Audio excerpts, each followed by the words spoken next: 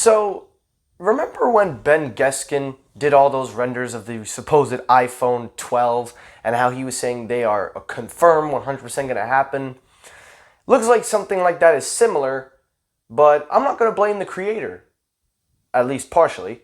I'm going to be blaming somebody else if this isn't the OnePlus 8, because I know it's not going to be the OnePlus 8, and I'm hoping it's not.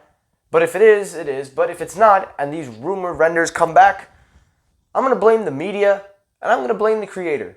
Because these mock-ups of this supposed phone, it's too early, and honestly, it doesn't make sense.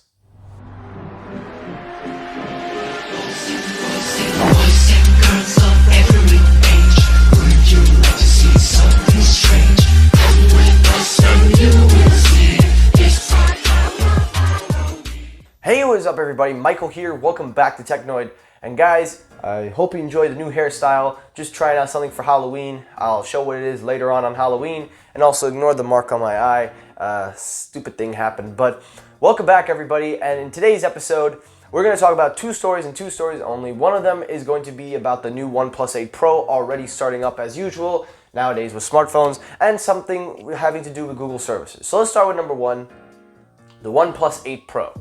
Now, OnePlus 7T has already been released and it's a very good smartphone. It's been pretty well. Well, now we've already got mock-ups and stuff coming from OnLeaks about the OnePlus 8 Pro. Now, before I go any further, before I talk about this, I want to call timeout.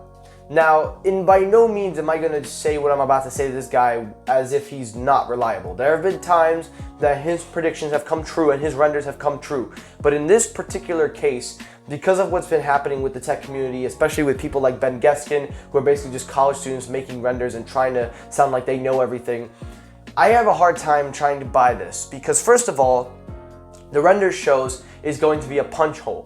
And I don't believe that that's going to happen because of two reasons. One, OnePlus has made it known that they are not going in the OnePlus style of making a punch hole. Now, what do I mean by OnePlus style? If you look at the 6T and the 7T, they have a teardrop. It's much more cleaner. It's not taking a part of the display. It's perfectly oriented the way it is. Then you look at the OnePlus 7 Pro. It's a full immersive screen with a pop-up camera. And they just introduced that technology. So why would they want to get rid of it when you have the best display on a smartphone? The only thing I would be worried about is the camera, which it seems like it'll be adopting a fourth camera for the depth sensor, I believe, the 3D depth sensor. But number two, the media is already blowing this up like it's the official thing.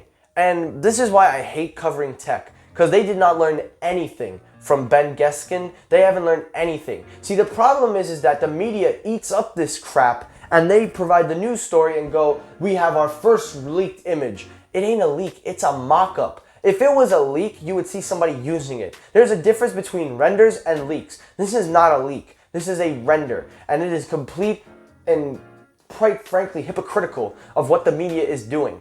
I normally don't sound like this, but it just genuinely pisses me off that the media keeps promoting and promoting and promoting rendered images, calling them official leaks. That is completely false. That is why sometimes it is better to just, hear from reliable sources instead of listening to these medias with rumored outlets of, the mock-up images. I'm sorry, no mock-up images, nothing. That is stupid in my opinion.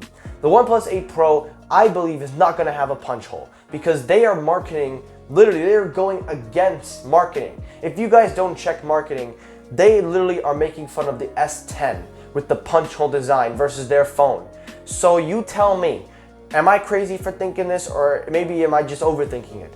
Would it be a sin if it had a punch hole? Probably not. It's probably a little more safer with a punch hole than having, I suppose you can definitely say, a pop-up camera, but still, you're marketing your display, you're marketing the technology, and it doesn't make sense to go back on that. And to OnLeaks, while I give you a lot of props for what you do, and I really respect your work, I respect you more than Ben Geskin, because at least you're not going around floating and promoting it. You just talk about it once and then it's over. But please, I really hope that this is not true, and I just hope that this is, I just hope you're just a tipster, but I don't want this to be happening. This is not the OnePlus 8 Pro, and if it is, I'm sorry. This is not going to be it. I'm saying it. This is my opinion. This is not the OnePlus 8 Pro. And if it is, OnePlus, you're fucking stupid. So that is story number one. Story number two now, we're going to move away from the tech, and let's talk software and talk about Google.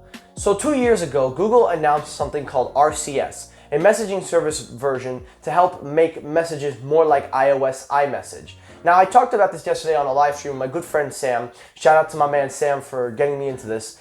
We had a really good discussion. At the end of that, I said that I wanted to talk about why it should be adopted. Well, in the stream, I talked about, and I hope he puts it up, basically, RCS is supposed to give you faster, better messages versus SMS, and all companies like Samsung and other companies are trying to adopt this RCS style. But in the 2 years that have passed, we haven't seen RCS, and everybody's already starting to say that it is going to be dead in the water, and Samsung is just going to, no, I'm sorry, Google is going to drop this technology. And I think that that is stupid, and RCS should be rolled out. And now there's stories coming around that the carriers have access to it, they just don't want to roll it out. So my thing is with this is like, why is nobody talking about this?